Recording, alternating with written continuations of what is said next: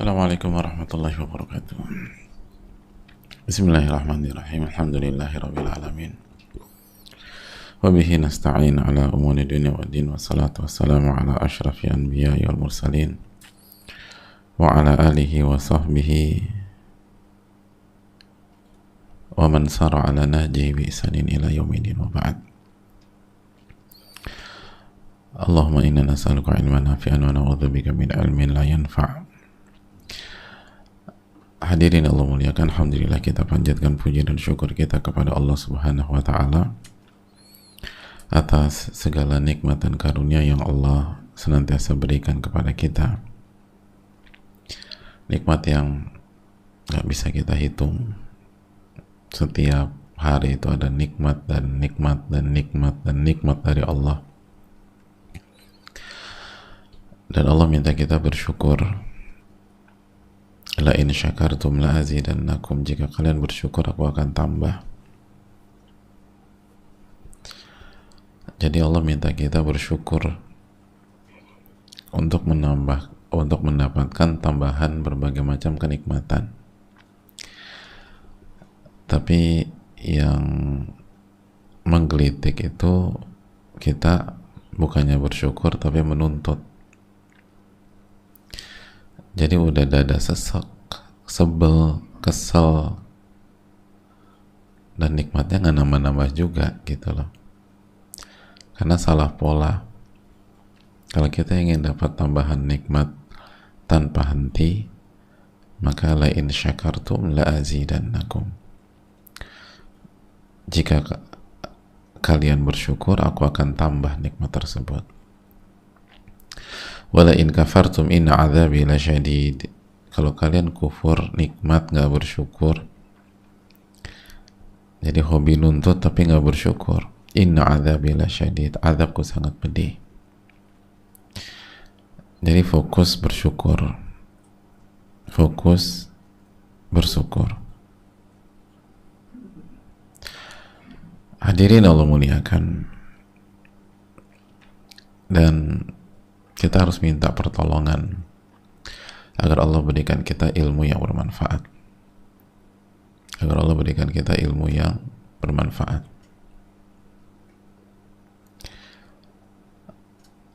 Allahumma inna nas'aluka ilman nafi'an wa na'udzubika min ilmin la yanfa'. Ya Allah, berikanlah kami ilmu yang bermanfaat dan lindungilah kami dari ilmu yang tidak bermanfaat. Minta agar kita bisa istiqomah, karena man thabata nabat. Barang siapa yang konsisten fokus di satu titik dan konsisten, maka dia yang akan tumbuh. Itu rahasia sukses para ulama sebagaimana yang disampaikan Al-Imam Abu Hanifah. Beliau pernah menyampaikan bahwa kunci keberhasilan beliau setelah taufik dari Allah adalah konsisten. Konsisten dalam belajar, konsisten dalam berguru, kalau beliau sampaikan. Tanpa konsistensi nggak bisa.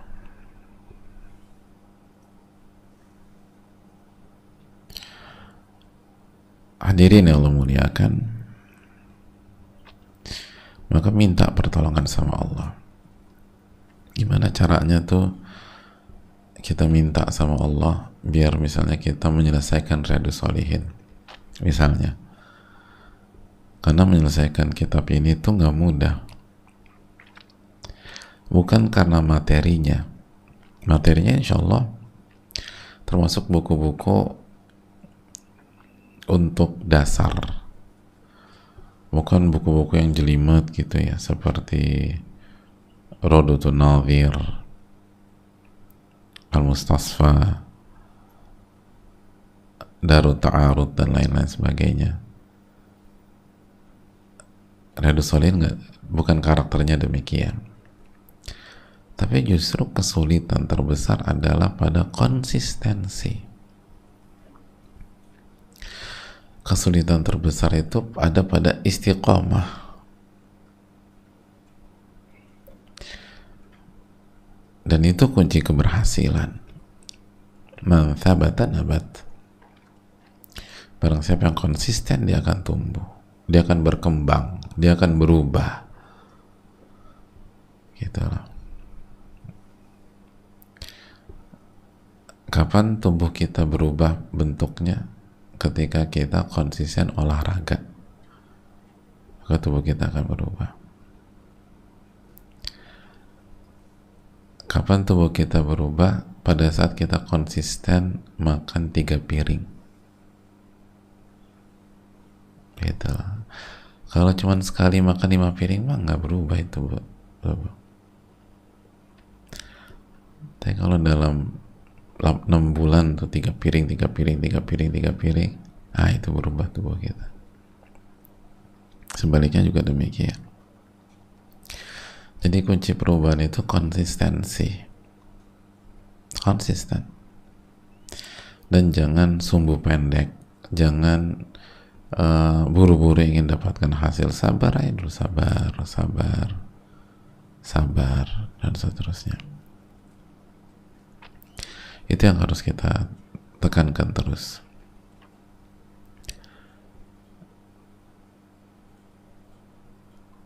Gitu. Dan harus dilawan ngantuknya. Tapi waktunya tuh emang bersahabat dengan rasa ngantuk, Ustaz. Nggak ada waktu pagi bersahabat rasa ngantuk. Waktu pagi itu paling berkah. Allahumma barik li ummati fi bukuriha. Ya Allah, berkahilah umatku di waktu paginya, itu kata Nabi SAW. Jadi alasannya bukan waktu, justru sebaliknya, kalau waktu pagi ngantuk, maka waktu-waktu yang lain kita akan lebih ngantuk.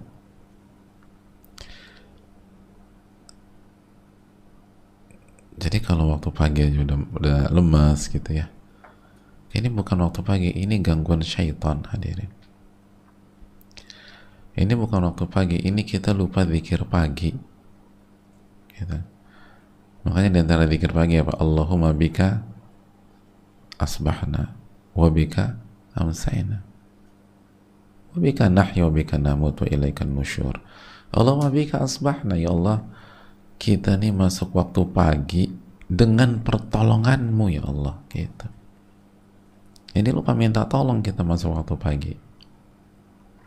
Makanya nggak ditolong sama Allah. Karena nggak ditolong sama Allah, diganggu syaitan, menang dia, kita ngantuk deh. Ikut kajian dapatnya cuman innal hamdalillah sama subhanakallahumma wa bihamdik. Udah selesai, cepet amat nih kajian. Kayaknya mah tetap 1 jam, cuman Anda tidur. Jadi ini poinnya. Nggak ada ceritanya ngantuk.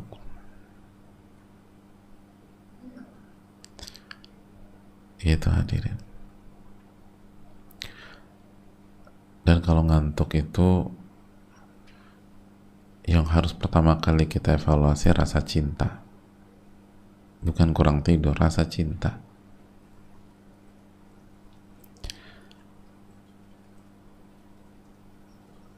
Penggemar bola tuh nonton bola jam 2 tuh nggak ngantuk, hadirin.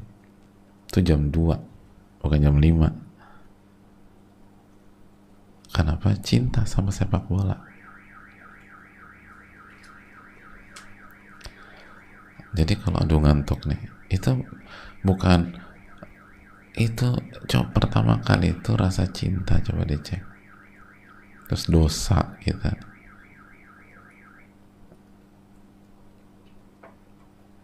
Bukan, aduh kayaknya aku kecapean, enggak.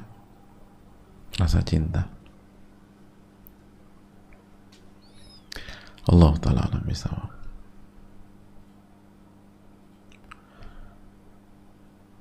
Oleh karena itu, minta pertolongan sama Allah.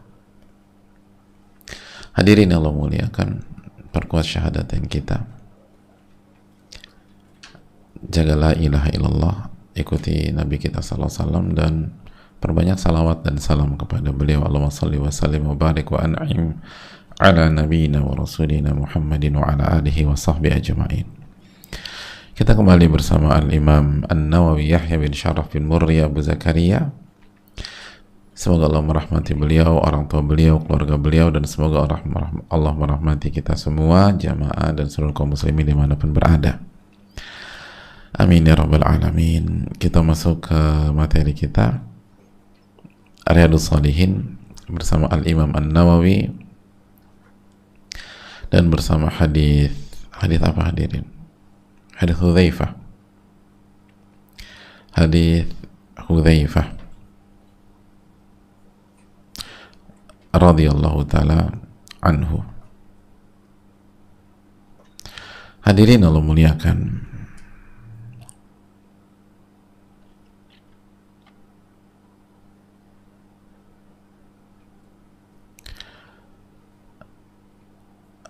hadis yang tidak panjang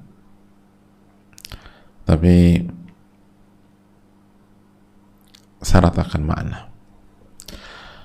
Kita masuk Al-Imam An-Nawawi rahimahullahu ta'ala, semoga Allah merahmati beliau dengan rahmat yang luas.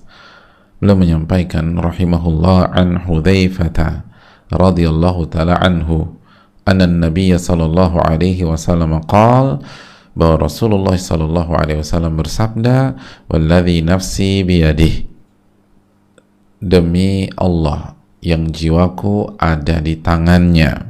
Ini bersumpah dengan nama Allah. Walladzi nafsi biyadihi, demi Allah yang jiwaku berada di tangan atau genggamannya. La ta'muranna bil ma'ruf, atau la ta'murunna bil ma'ruf, la ta'murunna bil ma'ruf wa tanhauna 'anil munkar, au la yushikanna Allahu an yab'atha 'alaikum iqaban minhu thumma tad'unahu fala yustajabu lakum. Jadi Nabi SAW menyampaikan, walladzi nafsi biyadihi, demi Allah yang jiwaku berada di tangannya. La ta'murunna bil ma'ruf wa la tanhawunna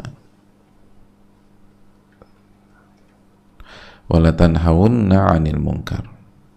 Jadi la ta'murunna bil ma'ruf wa la tanhawunna 'anil munkar. Kalian harus memerintahkan yang ma'ruf dan harus mencegah yang mungkar. Kalau tidak, aw la yushikanna Allahu an yab'atha 'alaikum iqaban minhu, atau Allah akan mengirimkan azabnya, hukumannya kepada kalian. Tsumma tad'unahu, lalu kalian meminta, memohon kepadanya, kalian berdoa kepada Allah, fala yustajabu lakum, dan doa itu enggak Allah kabulkan untuk kalian. Rawahu Tirmidzi.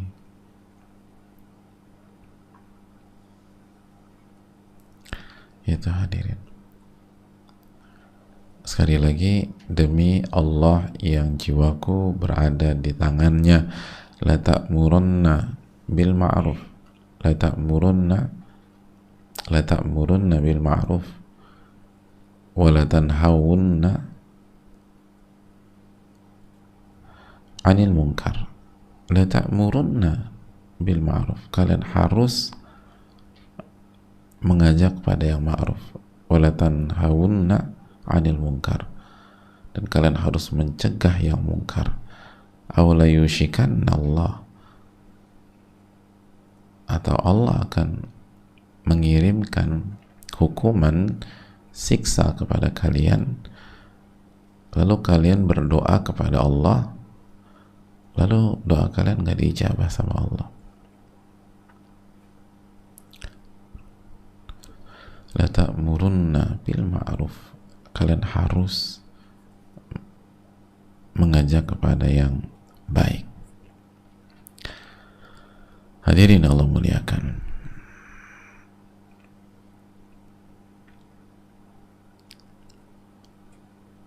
pelajaran yang sangat penting bagi kita.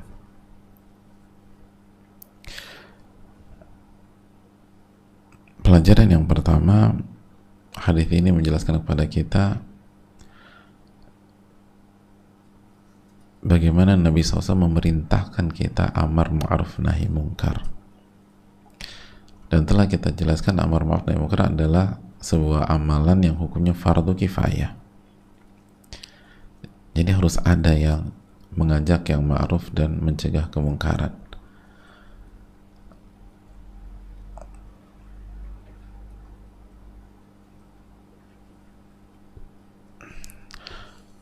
Dan kalau tidak ada yang mengajak yang ma'ruf dan mencegah yang mungkar, maka dikhawatirkan Allah akan menurunkan hukuman kepada kita,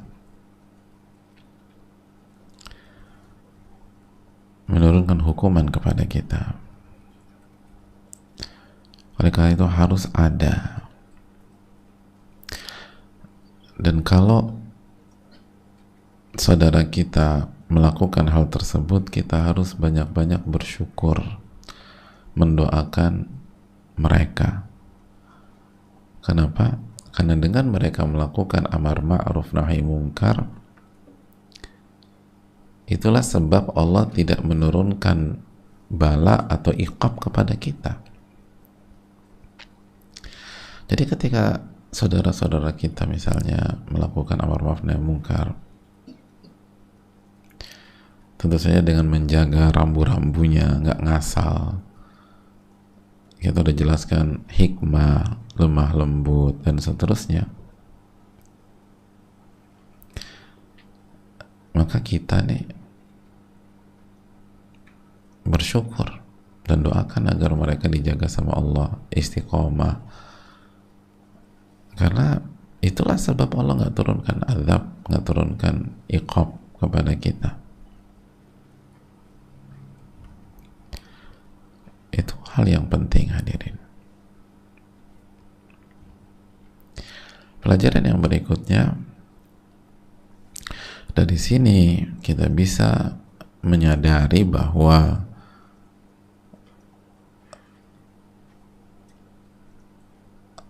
salah satu sebab doa tidak diterima adalah tidak melakukan amar ma'ruf nahi mungkar. Jadi salah satu penyebab doa nggak diterima itu kita tidak melakukan amar ma'ruf nahi mungkar.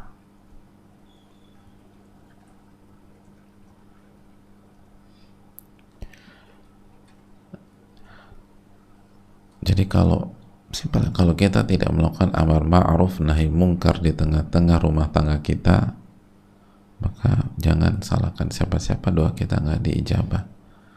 Kalau kita tidak melakukan amar ma'ruf nahi mungkar di keluarga kita, maka jangan bingung kalau doa kita nggak diijabah, nggak dikabulkan. Terus ruang lingkup yang lebih luas. Harus ada yang menyampaikan, harus ada yang menjelaskan dengan hikmah, dengan lemah lembut, tapi harus ada yang menyampaikan. Walaupun kalau ada orang itu nggak harus laporan sama kita atau nggak harus tapi harus ada yang menyampaikan, karena kalau nggak, doa tuh nggak diijabah. Doa nggak diijabah. Dan fatal loh, hadirin. Simple aja deh. Gimana kita bisa bayangkan kalau kita berdoa Rabbana atina fid dunya hasanah wa fil akhirati hasanah wa qina adzabannar, dan doa itu nggak dikabulkan oleh Allah. Apa jadinya hidup kita? Apa jadinya hidup kita kalau saat kita berdoa, ya Allah, Rabbana atina fid dunya hasanah, ya Allah berikanlah kebaikan di dunia kepada kami, wa fil akhirati hasanah, dan kebaikan akhirat kepada kami, wa qina adzabannar, dan peliharalah diri kami dari siksa api neraka. Dan doa itu tidak dikabulkan. Kenapa? Karena kita membiarkan kemungkaran di tengah-tengah rumah tangga kita, di tengah-tengah keluarga kita. Karena kita membiarkan kemungkaran di tengah-tengah lingkungan kita. Karena kita tidak mau bicara itu. Lalu kita bisa sampaikan. Adapun diterima nggak diterima itu urusan lain. Apakah berhasil nggak berhasil, hidayah di tangan Allah. Tapi lakukan dulu amar ma'ruf nahi mungkar. Biar apa? Biar nggak kena hukuman dari Allah. Biar nggak kena hukuman dari Allah tabaraka wa ta'ala. Itu hal yang penting. Jangan remehkan. Ini masalah doa loh. Udahlah, itu kan urusan dia. Kita nggak usah urusin urusan orang. Doa kita terancam ditolak.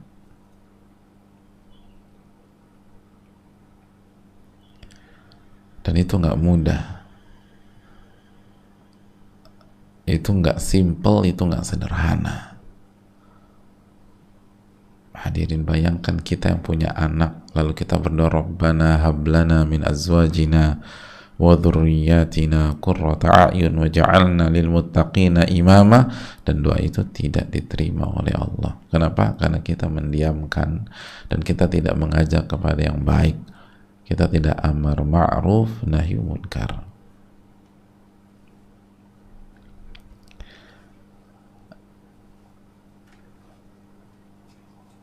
Saat kita ingin doakan orang tua kita, kita baca Rabbighfirli wa liwalidayya warhamhuma kama rabbayani shaghira. Itu nggak diterima karena kita membiarkan kemungkaran di tengah-tengah rumah tangga, keluarga atau lingkungan kita. Nggak mudah, hadirin.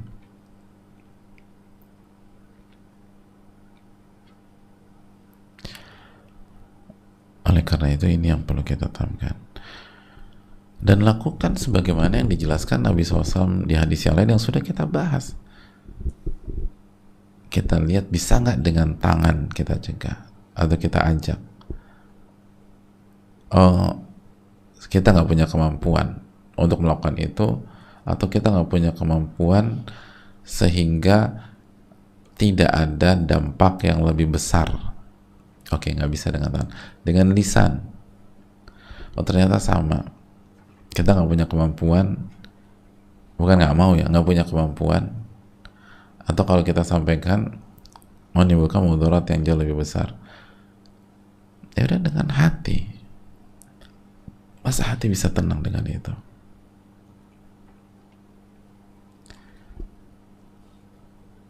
Dan sebelum dengan lisan dulu tadi. Seringkali kita nggak nyoba, padahal kita bisa bicara baik-baik. Adapun diterima atau nggak terima urusan dia dengan Allah. Coba pelan-pelan bicara dulu, sampaikan. Dalam banyak yang berhasil kok, asal bijak. Dan alhamdulillah kita tinggal di Indonesia, hadirin. Orang Indonesia itu secara umum tuh baik-baik, alhamdulillah. Fitrahnya tuh juga baik, gitu loh.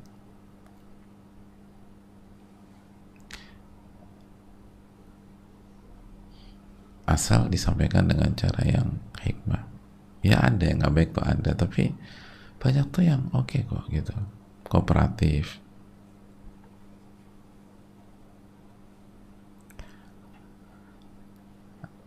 Itu hal yang perlu kita tanamkan. Hadirin Allah muliakan,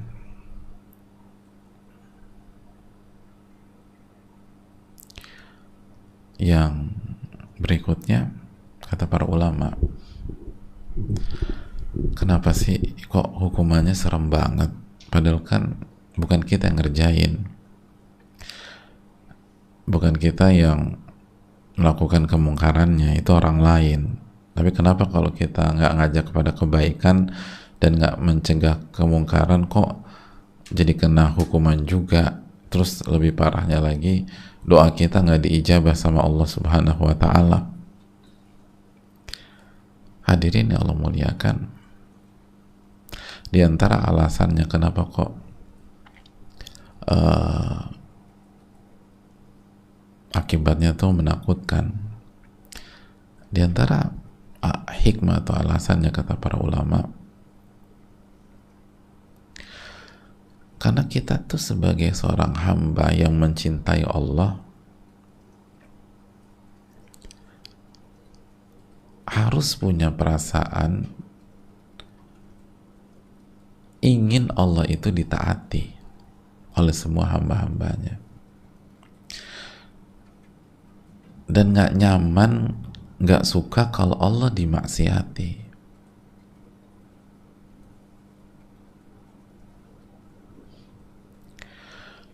Kan begitu hadirin.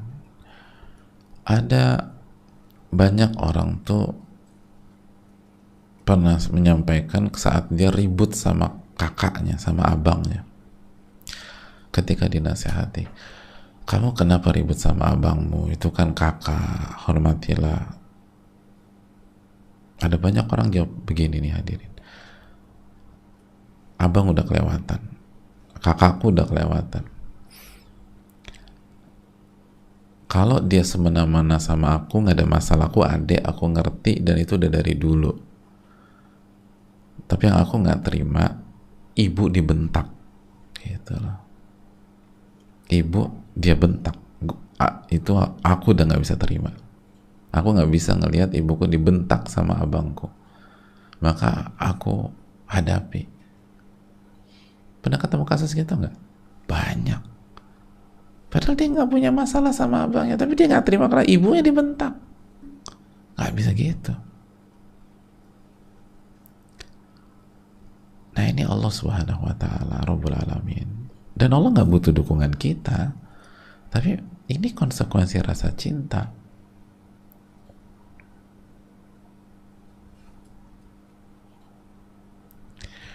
Ini konsekuensi rasa cinta.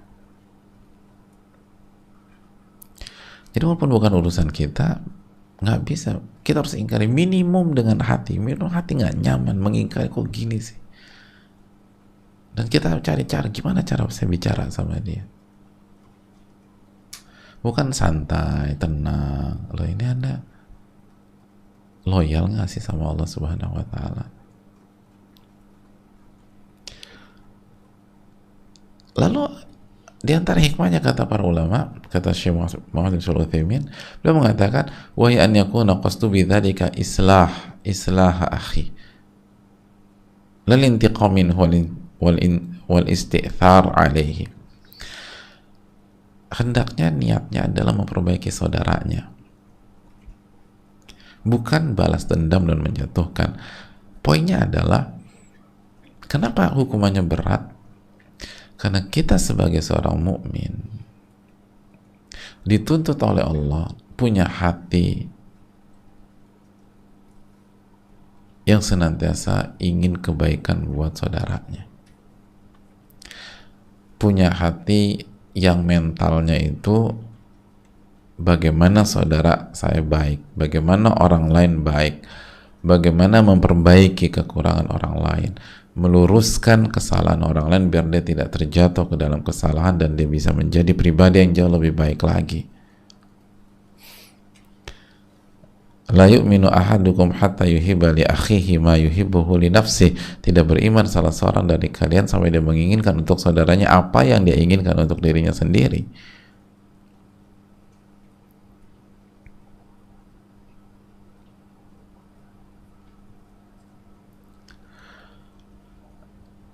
Gitu loh. Dia ingin saudaranya tuh jadi baik, saudaranya diampuni sama Allah, saudaranya itu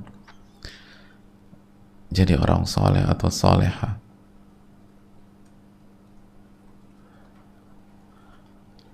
Makanya masih ingat hadirin sekalian, dalam hadis Muslim, ketika ada seseorang itu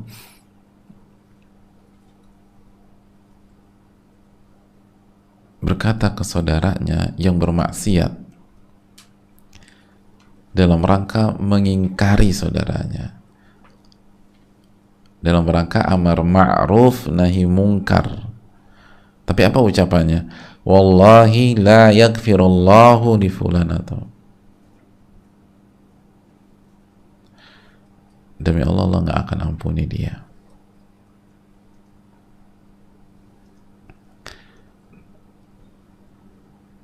Demi Allah, Allah nggak akan ampuni dirimu. Lalu apa kata Allah Subhanahu wa taala? Man dzalladzi yata'alla 'alayya alla aghfira li fulan. Siapa yang lancang sehingga dia berani mengatakan saya nggak akan ampuni si fulan? Itu kata Allah nanti pada hari kiamat. Siapa yang lancang ngomong begitu? Inni ghafartu li fulan, saya ampuni si fulan dan saya hancurkan amal ibadah kamu. Gitu. Jadi Allah nggak suka dengan spirit justru menjatuhkan, justru mengatakan nggak akan diampuni. Enggak. Amar ma'ruf nahi munkar itu adalah sebuah ungkapan rasa sayang ke saudaranya. Kita nggak ingin saudara kita diazab, kita nggak ingin saudara kita hancur, kita nggak ingin saudara kita disiksa sama Allah, kita ingin saudara kita, atau kita nggak ingin saudara kita nggak diampuni. Makanya amar ma'ruf nahi munkar. Makanya Allah marah ketika ada orang mengatakan, walaupun dalam rangka amar ma'ruf nahi munkar, Allah nggak akan ampuni dirimu. Ini udah kelewatan. Allah nggak akan. Loh kok gitu? Siapa yang lancang dan mengatakan saya nggak akan ampuni si fulan? Saya ampuni si fulan. Justru saya nggak ampuni kamu. Jadi hadirin Allah muliakan. Ini PR kita semua.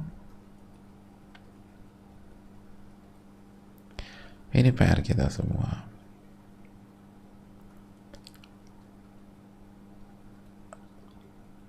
Bagaimana punya hati yang lapang, hati yang luas, dan hati yang sayang sama orang. Karena kan maksiat itu hadirin seperti orang itu minum segelas racun yang akan ngerusak diri dia.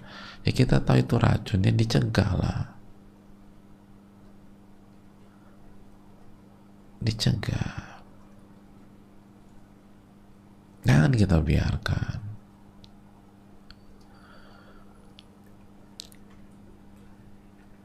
Dan ini salah satu bukti ketulusan kita sayang sama orang lain. Karena seringkali alih-alih dapat ucapan terima kasih, orang yang amar ma'ruf nahi munkar justru disebelin sama yang melakukan kemungkaran. Lu tuh ganggu gua aja sih. Udah, urusan lo, urusan gue.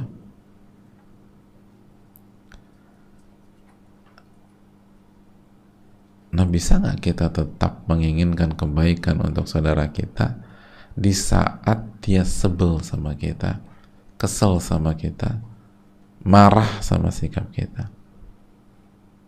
Kalau kita bisa sampai di titik itu menunjukkan kualitas hati kita itu luar biasa, dan iman kita kuat biiznillah.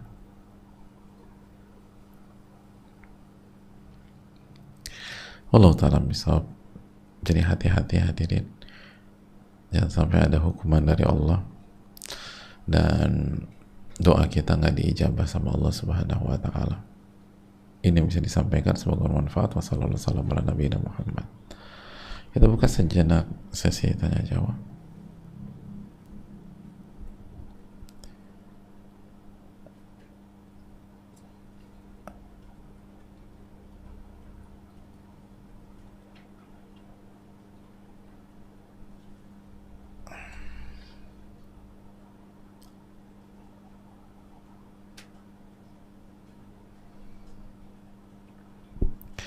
Assalamualaikum warahmatullahi wabarakatuh. Semoga Allah merahmati Imam Nawawi beserta semua ulama yang berjasa untuk kita, dan semoga Allah memberkahi Ustadz beserta keluarga, tim serta kaum muslimin dimanapun berada. Amin ya rabbal alamin.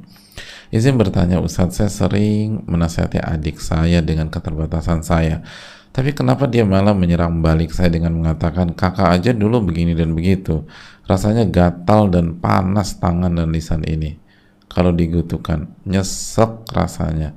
Bagaimanakah cara menyikapi hal tersebut dan cara efektif untuk bisa beramar ma'ruf nahi mungkar di skop terkecil seperti ini? Jazakallahu khairan. Semoga Allah beri taufik Ustadz dan dalam menjawab pertanyaan, amin ya rabbal alamin. Ya, terima kasih atas pertanyaannya.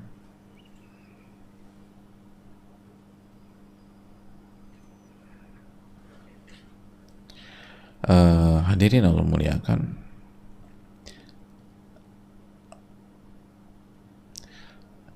ini adalah ujian keikhlasan. Ujian keikhlasan. Orang yang ikhlas itu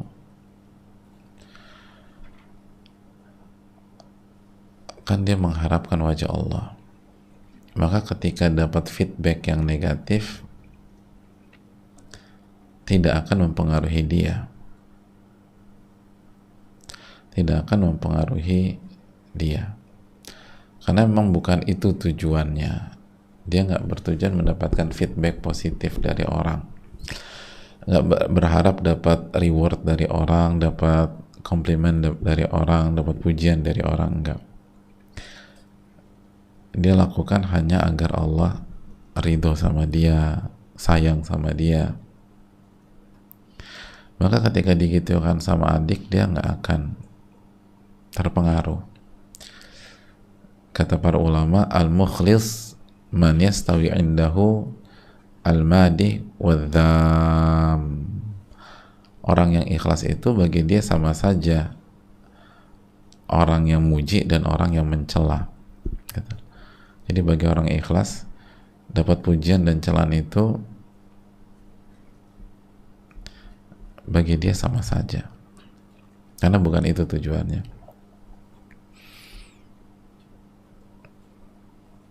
Dia nggak tertarik dipuji dan dia nggak memusingkan ketika dicela.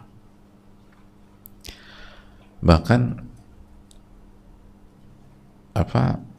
dia bisa sampaikan, dulu kakak juga begitu, justru karena dulu kakak begitu dek, kakak nggak mau kamu ngalamin hal buruk yang kakak ngalamin. Kakak juga dulu gitu, justru karena itu kakak tuh ngerti dampaknya, keburukannya, kerusakannya, gitu. Makanya salah satu poin dalam masalah ini itu tadi, kita tuh melakukan ini semata-mata biar Allah nggak dimaksiati dan karena kita sayang sama dia. Bilang ini karena kakak sayang sama kamu, bukan karena kakak merasa lebih baik dari kamu. Kakak mah jauh di bawah kamu deh, gitu loh. Jadi yang kamu bilang tuh benar, bahkan baru sebagian. Dosa kakak tuh jauh lebih banyak. Makanya kakak nggak mau itu terjadi pada kamu, gitu. Yang membuat masalah itu ketika kita merasa lebih baik dari orang.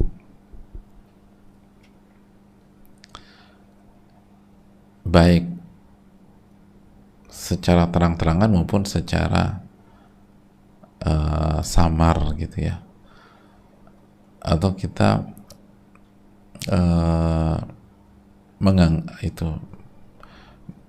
ingin lebih tinggi atau ingin mencapai sebuah derajat. Itu yang kita akan nyesek kalau diserang balik dan dijatuhkan. Kapan orang merasa sakit ketika dijatuhkan? Ketika merasa berada di tempat yang tinggi. Tapi kalau orang udah merasa rendah dan berada di tempat yang rendah, maka dia nggak akan terasa sakit, atau minimum sedikit banget, gitu loh. Orang yang jatuh ke basement dari lantai 15, gimana rasanya? Sakit. Tapi kalau dia jatuh ke basement, dari basement juga nggak terlalu sakit, mungkin nggak sakit. Ada orang kepleset gitu di basement, mungkin dia ketawa gitu loh pas kepleset, geli sendiri dia, ya Allah kok bisa kepleset, ketawa nih padahal jatuh nih orang. Tapi kalau dia jatuh di lantai 15, bisa nggak dia geli gitu? Nggak bisa. Nah ini berarti kita ini berada di lantai berapa?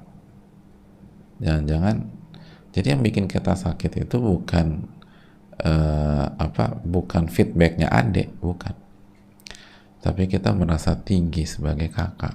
Itu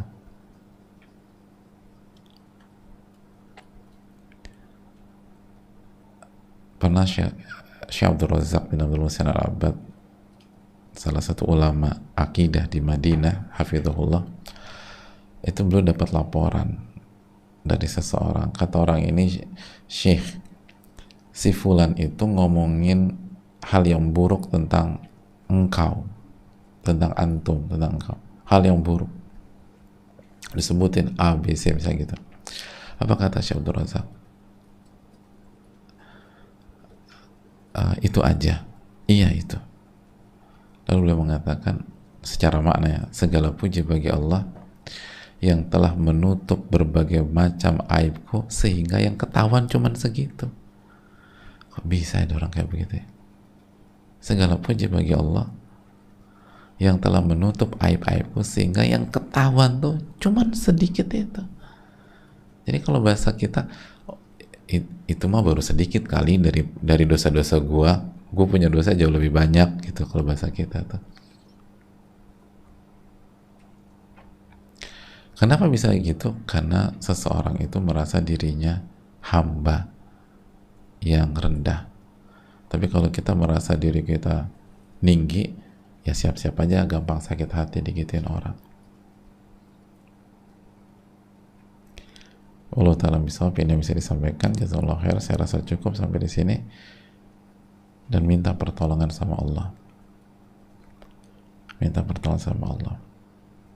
Rabbana taqabbal minna. Semoga Allah terima amal ibadah kita. Subhanakallahumma wa bihamdika, la ilaha illa anta, astaghfiruka wa atubu ilaik. Assalamualaikum warahmatullahi wabarakatuh.